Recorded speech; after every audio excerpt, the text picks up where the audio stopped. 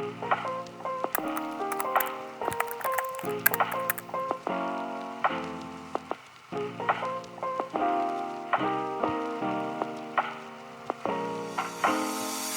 んにちは、トバログです。今回もですね、久々になんですけども、ルームツアーを撮っていこうと思います。今日ルームツアーさせてもらうのは、動画ディレクターの山本さんのこのミニマルなスタイルの部屋を撮らせてもらおうと思います。お願いします。よろしくお願いします。めっちゃミニマルですね。なんかそうですね、スタイルがどういう風にこのソファーと机組み合わせてるのかとか、なんで机2個あるのみたいな、そういうところも含めて紹介していこうと思います。じゃあ早速ちょっと山本さんのこと知らないっていう人も多いと思うんで、自己紹介だけしてもらっても大丈夫ですか？はい、フリーランスで動画ディレクターをやってる山本と申します。ギズモードの時は、アミトーさんとかリチャードとか彼らをプロデュースして動画編集とか、企画考えたりとかやってたんですけど、今そうですね、ギズモードの姉妹メディアのビジネスインサイダーっていう方をやっていたりとか、ビジネス系なんですけど、あとね、ドリップの動画もやってますよね。そうですよね。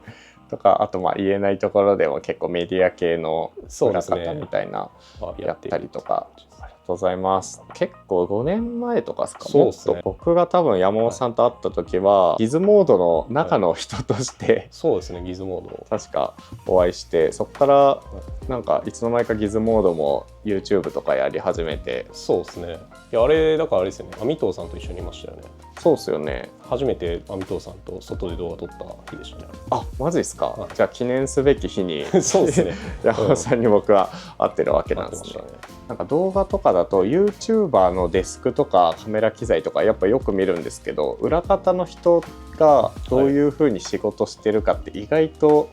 分かんないところがあったりするんで、今回はちょっとディレクターっていう人がどういうなんか機材というかガジェットを使ってどっちかというとやっぱホワイトカラー的なイメージが強いんですけど、どういう感じで作業してるのかちょっと見せてもらおうと思います。それでは行ってみましょう。はい、というわけでこれが山本さんの部屋兼作業部屋でもあるって感じですか？そうですね、作業スペースっていう感じです。ここに住んでいて、で、仕事もここでしていると。そうですね、基本ここは、サブの仕事場みたいな感じで、実はコワーキングスペースを借りてるので、メインはコワーキングスペースかなっていう感じ。でもここでも仕事しやすくなるべく綺麗に整えてるっていうようなイメージですね。結構そういう人割とトバログ視聴者にも多いんじゃないかなと思ってて、家も割と作業はできるようにしつつなんだけど、会社のオフィスとか、そういうコワーキングとか、そういうところで作業してるっていう、両方でやりやすいようにしてる人も多いかなと思うんで、その辺が結構なんか極めてる感があるから面白いかなって感じですね。ちなみにこの部屋の間取り的にはどんな感じですか？間取りは7畳か8畳ぐらいですのワンルームで、はい、ありがとうございます。じゃあここに今何もないんですけど、そうですね、結構ミニマリスト寄りじゃないですか？なんかミニマリストっていう自覚はないんですけど、なんかよく言われますね。でもミニマリストなみたいな。なんかミニマリストっぽいですよね。このソファーはあって、本当にめちゃ激ミニマリストっていう感じではないけど、物が少ない。なんか結果的に物少なくなりましたね。でもそんなつもりはなかったんですけど。じゃあなんかまずは結構印象的なとことしては、やっぱ机が2つあるというか、なんか台みたいなのが2つあるじゃないですか。これについてちょっとお話ししてもらえると。もともとこのソファーを最初に買ったんですよ。それでそうです。でソファーと、これの1個前にデスクがあったんですけど、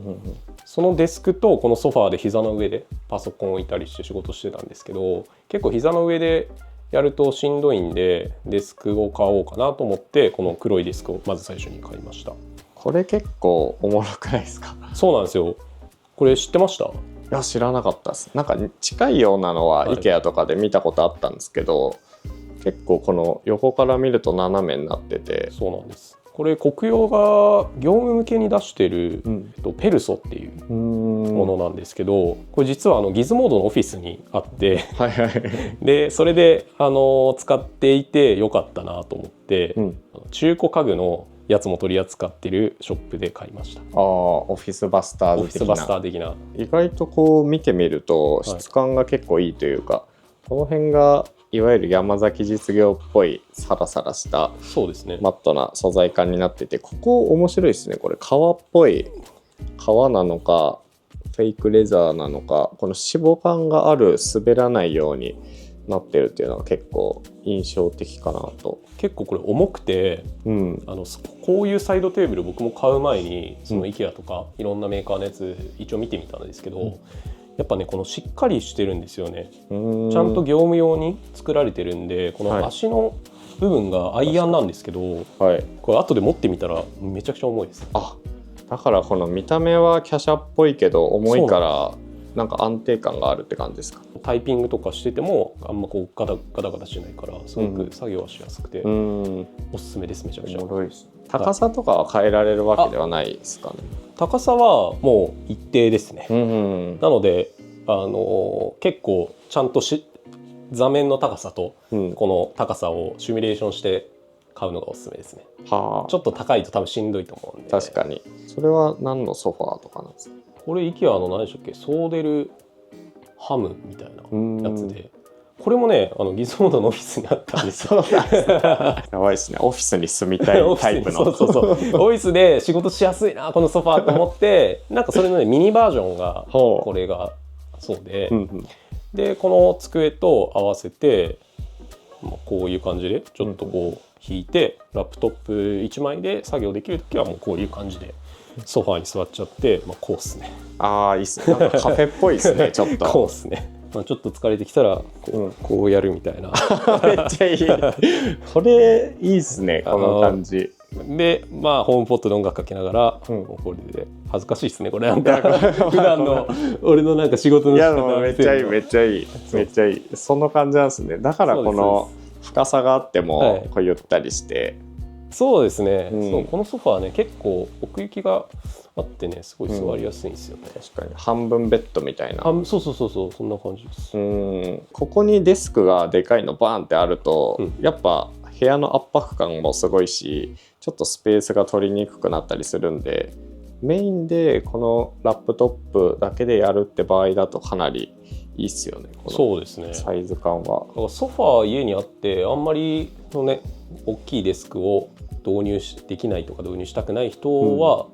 こういうサイドテーブルっぽいデスクはかなりおすすめです。ありがとうございます。ディレクターの仕事ってなんかいわゆる潤滑油的なものというか、がっつりすごい動画編集しまくるっていうよりかは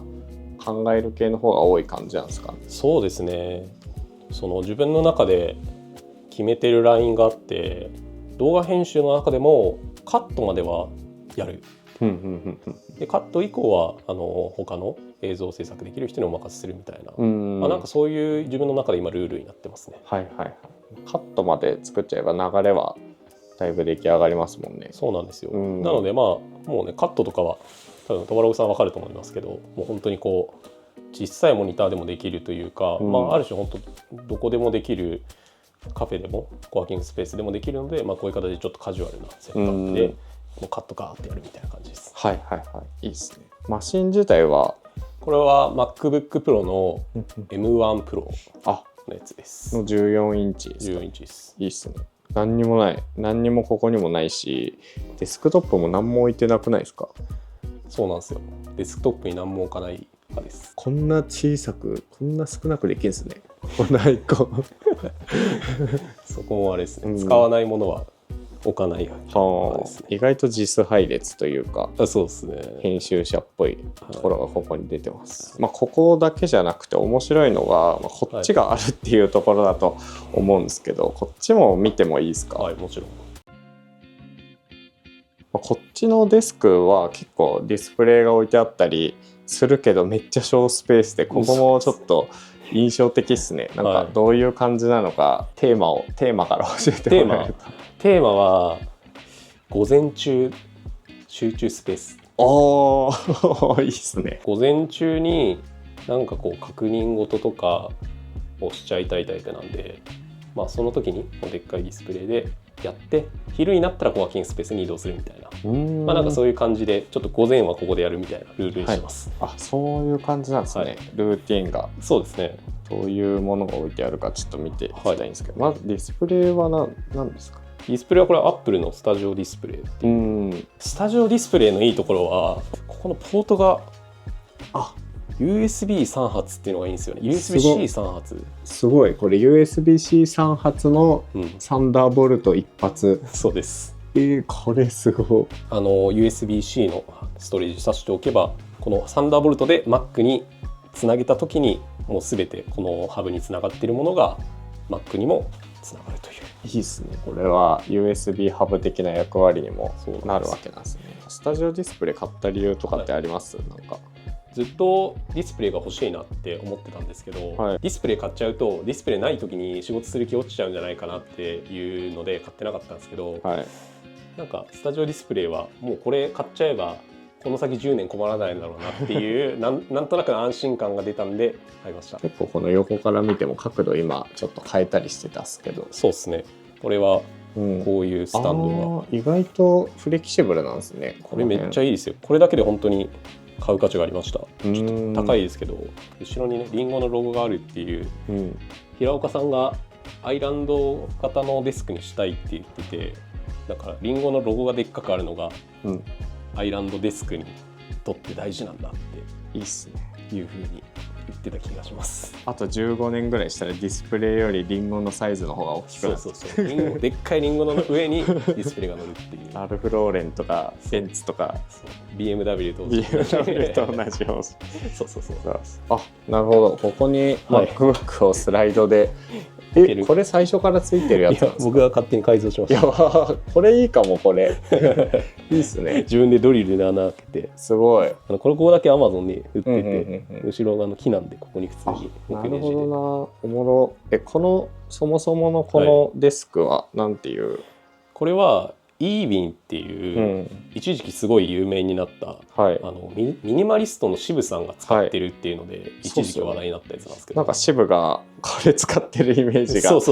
ありますね。これで家の中をねコロコロってしながら作業するみたいなイメージですけど、これ自体も折りたたみでもうパックリこう割れて、ほんとすごいこれぐらいの薄さにこうできるっていう収納とかしやすいデスクなんですけど、僕はそれをこの常時このスタンディングの高さにして使っています。高さが変えられるんですね。そうです。ここの位置まで下げられちゃいますね。じゃあ普通にデスクとしても使いつつ、スタンディングにもなって折りたたみができるっていう。小学校とか中学校で使う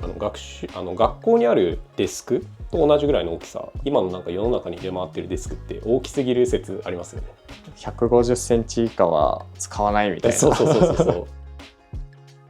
こだわりとか教えてください。こだわり、デスクトップに何も置かないっていう、いろいろがあって。真っ黒ですね。そうですね。基本なんかこういうものは黒くしてますね。でドックは起動しているものだけしか表示しないような設定にしてて、終了すると本当だ消えるような感じにしてて、Chrome だけ置いてるぐらいの。なんかねこれ Mac たまに空気読んで勝手にドックに追加しちゃうんですけど、その時はこういう感じで消して。じゃあそれ消すともう本当に何もなくなるんですね。何も起動しない時はこうですね。あんまりないですけど。普段なんかどういう感じでやってるかとか、常駐アプリとかちょっと。常駐アプリこっちですか？これね最近それこそビジネスインサイダーの動画でも紹介したんですけど、僕が一番よく使うのはクリッピーっていう。僕もともとテキストの編集者やってたんですけど、結構テキストツールにはうるさいというか、いろんなソフトを試してきた経歴があって、クリッピーっていうのはなんかよく本当に毎日一番使っているソフトなんですけど、例えばコピーって1回したら、1回コマンド C したらコマンド V したらこういっぱいコピーされるじゃないですか。例えば僕の名前をコピーした後にトバログさんの名前をコピーしたら、当たり前ですけど僕の名前は消えてトバログさんの名前だけコピーされるじゃないですか。この例でいくと、そうですね。クリッピーを使うとですね、この今コマンド C を押したものがこういう形で全部保存されるんですね。なるほど。ここに。そうです。いいですね。過去のそのコマンド C したクリップボードに入れたデータを保存しておくことができるっていう500個まで僕は登録できるようにしてるんですけど、すごい、そんなに保存できるんですか？これはギズモードの入社した1日目にインストールしろって言われましたギズモード金星のギズモード全員これいる他ははいなんか、他はまあよく見るやつと思うんだけど、それなんかマグネット的な。マグネットはまあよく皆さん使われると思うんですけど、こういう形で、大きくしたり右に押したり左に押したりみたいなのをショートカットでできるようなアプリになってます。いいっすね。この辺は Windows だと純正でできるけど Mac だとできなかったんで、そうなんですよ。そのマグネット的なアプリを使ってやると。そうです、なんか最近ね純正でこのスプリットビューができるようになったんですけど、これなんか若干隙間があって本当だちょっと気持ち悪いんですよね、この隙間が。確かになんか仕事系でよく使うというか、仕事系動画編集のソフトの話してもいいんですか？お願いします。プレミアはもう毎日使うやつで、Adobe プレミアプロ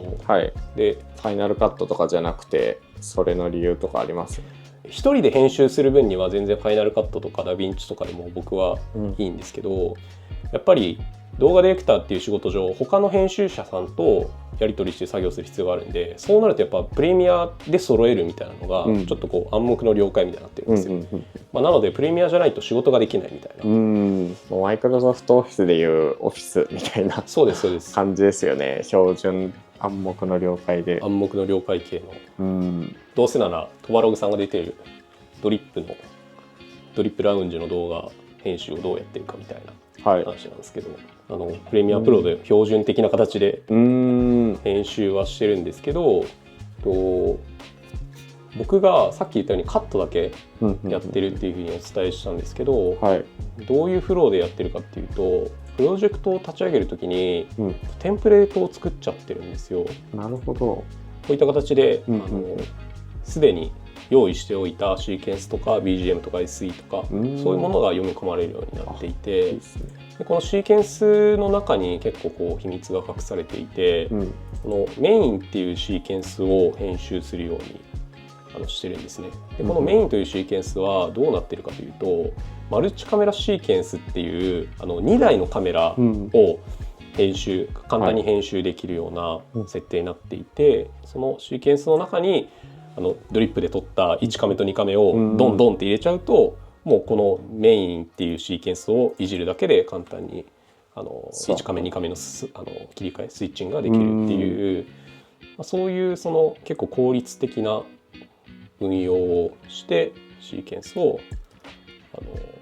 こういう形でガンガンとカットしていって、だいたい40分とか50分ぐらい撮ってるドリップの素材を20分とか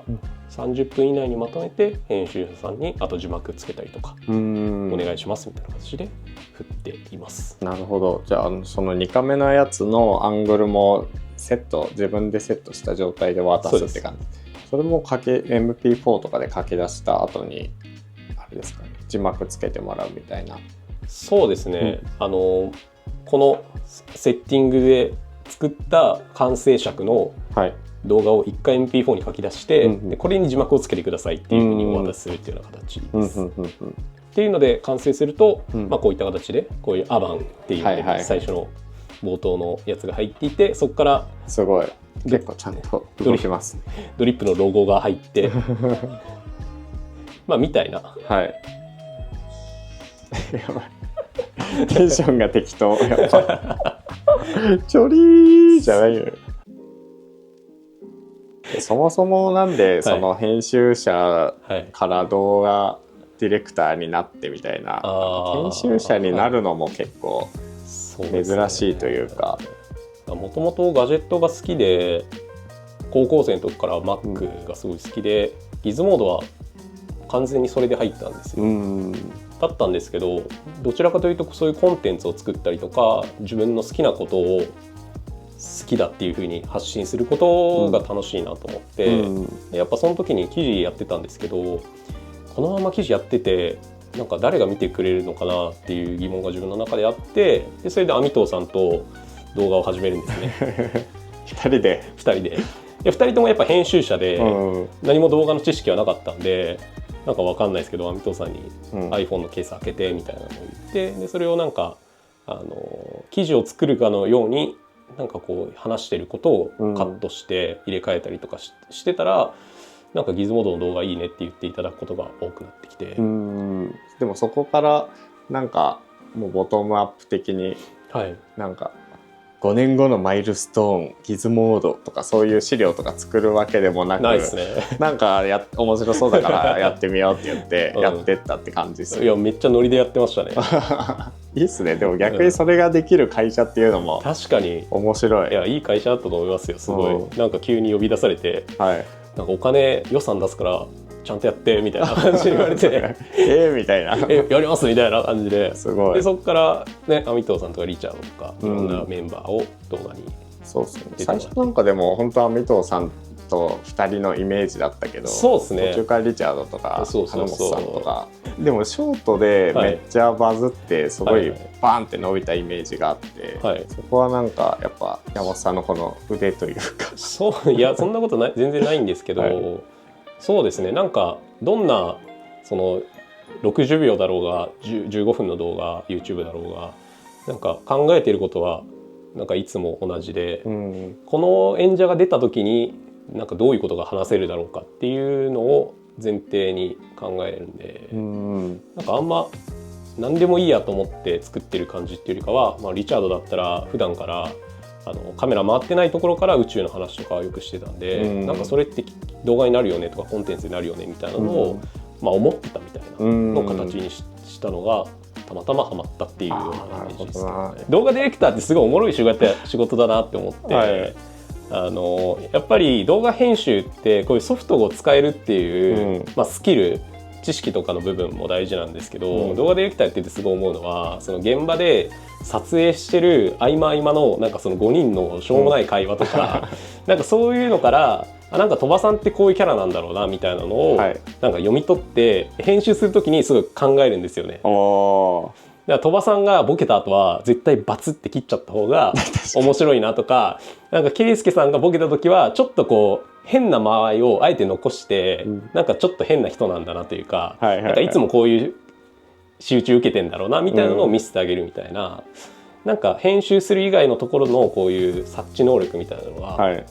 すごくこう自分の中でやってて楽しい仕事だなと思います。なんかそこからですね、なんか自分が動画を作れる人なんだっていうことに気づき始めたのは、意外とやっぱスキルというか編集スキルめっちゃなんか動画も同じだなっていう気がしてて、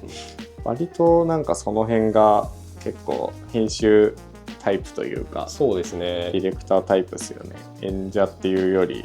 だから僕はその文字メディアとかでライターとか編集者やってる人の方がむしろ動画向いてる人が多いなっていう印象があって、ぜひそういうのを書いたノートが1本あるので詳しくはそれを読んでみてください。ありがとうございます。この辺をちょっと見たいんですけど、手元機材が割とシンプルというか、そうですね、こんな感じですか。一番わかりやすいところで言うと、マジックキーボード、Apple のマジックキーボードを使っています。で、マジックトラックパッドを使っています。ここにもあります。で、入力インターフェースのマウスもあるんですね。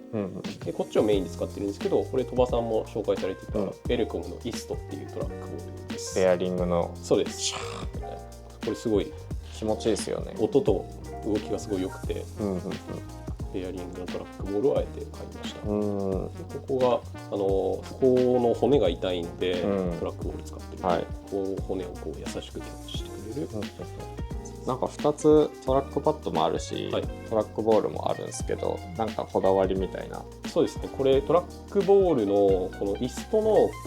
ホイールがあまり良くなくて、確かにホイールカリカリいうタイプのホイールなんですよ。無段階じゃないというか、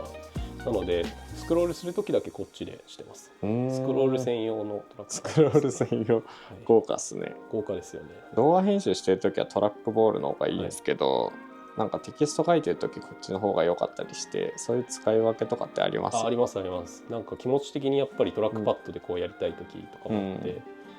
僕は大きいディスプレイの方がむしろトラックパッド使いやすいなって思って、やってたんですけど、このトラックボールもいいなみたいな、なんかこう結構この入力カーソル系ポインティングデバイスはずっと研究してますね。なんかサイティックが出てないです。まだ出てないですか？出てないです。こっちも使ってなさすぎてちょっとキーキャップついてないんですけどキーボールマキシマムな、はい、キーボール 61.1 も大きいやつ、これも同じほぼ2ミリほぼ同じサイズのトラックボールなんですけど、キーボールはでもちょっと体に合わなくてむずいですよね。難しかった。なんか本当に練習しないと使いこなせないというか。そうなんですよ。僕もだいぶこれ5年ぐらい前にキーボールじゃないこの左右分割のこういうタイプ使ったんですけど、やっぱ他のキーボード使いたい時に使えなくなっちゃってそれで諦めました。僕堀口くんすごいなと思いますよね。あれとかこれなんかちょっと Amazon で見かけて気になってたやつこれ結構極物なんですけど、このどうすかそれ？いやこれは良くなかったです。あ、そうですか。はい、マジックキーボードとトラックパッドをこう一体化できるデバイスなんですけど、なんか膝の上に乗せて使うときめっちゃ良さそうなんですけど。でも膝の上でやるときはめっちゃいいですその気づいたのは結局 MacBook のこの上にキーボードがあって下にトラックパッドがある配列が、この世で一番いい入力方法なんじゃないかってことに気づきまして、でこれを買ったんですけど、これはトラックパッドがでかすぎるがゆえにこの腕がすごい当たるんですよ。なるほど。だから、こういう形で上に飛び出てるんですけど、でもやっぱ当たるんで、MacBook の下を切り離すのが一番いいっていう。そういうことになる。そうか、手を置いた時に触っちゃいますもんね。そう。なるほどな。見た目めっちゃ良さそうなんだけどなこれ。これめっちゃ可愛いよね。というところで今のところはこの組み合わせで落ち着いていると。そうですね。僕が一番好きなのは、MacBook をここに置いて、こう仕事するのが一番好きです。2画面。そうですね。デスクが大きければそういう運用がおすすめだと思います。これはデスクライトで、かわいいデザインがこういう感じで開く。すごくこう一目惚れして買ったんですけど、いいっすねこの感じ。金属だし、これ実はシャオミなんですよ。シャオミこんなん出してんだ。確か当時3000円ぐらいで安っLED ライト。で調光もすごっ。調光できるのにいつ買ったんですかこれ？これ2017年ぐらいですね。じゃあだいぶ今ね、海外とかで新型が出ちゃってね、新型はちょっとデザインが変わって、このものはもうないんですけど、好きでずっと使ってます。いいですね。これかわいい。ちなみに椅子がこれも僕も購入を検討したことあるんですけど、IKEA のやつですよね。そうです。これはバランスボール的なIKEA の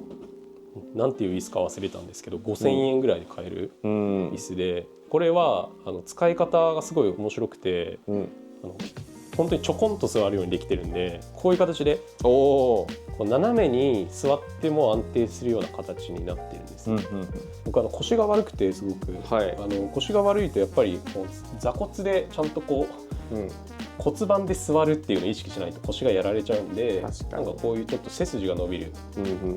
こういう椅子をあえて使ってます。いいですね。デスク今こうやって見せてもらったんですけど、結構普通に150センチのデスクをここに置くっていう選択肢もあるじゃないですか、オフィスチェアと。なぜそうしないのかなはちょっと気になります。そうですね。僕がいつもなんか引っ越したりとか新しい家に住んだりすると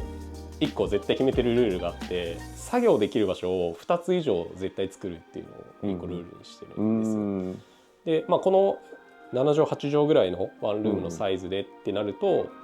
2つ作るにはこれぐらいの同じぐらいのちっちゃいデスクを2つ置くっていうのがゴールだったんですけど、作業できる場所を2つ以上作ると飽きた時にこう移動できるのがよくて、朝はこっちで夜はこっちみたいな、なんかその場所によってなんかこう儀式みたいな形で切り替えておくと、よしやるぞみたいなスイッチが入るっていうのが自分の中にあって、なんかそういう形であえてこう2つちっちゃいのを2つっていう。確かにそれは割と大事ですよね。なんかリフレッシュというか、こういう部屋で2個分けるっていうのは結構ありっす。いやおすすめですよ。小さいデスクを家の中にたくさん置くすごい大事です。いいっすね。はい、じゃあというわけで今回はちょっと簡単になんですけど山本さんのこのデスク周りのこだわりみたいなところとかを見せてもらいました。ありがとうございました。結構やっぱ普段がっつりクリエイターの作り込まれたデスクみたいな取材すること多いんですけど、意外と見てる人とかは割とこう生活の中でどう仕事をしていくかっていう方が興味ある人も多いみたいで、そういう質問とかもあったりしたんで、山本さんのデスク周りとかって完全にその生活になじませる感じがいいなと思って今回見てて思いました。ありがとうございます。よかったです。じゃあそんな感じで今回の動画終わりにしようと思います。じゃあぜひこのチャンネル見ていただいた方はチャンネル登録お願いします。山本さんは結構いろんな感度高く本当に発信している人のウォッチとか、ディレクションとかも結構そういうバランス感でやられているので、ぜひ Twitter とかチェックしてみてください。ありがとうございます。というわけで次の動画でお会いしましょう。トーラグでした。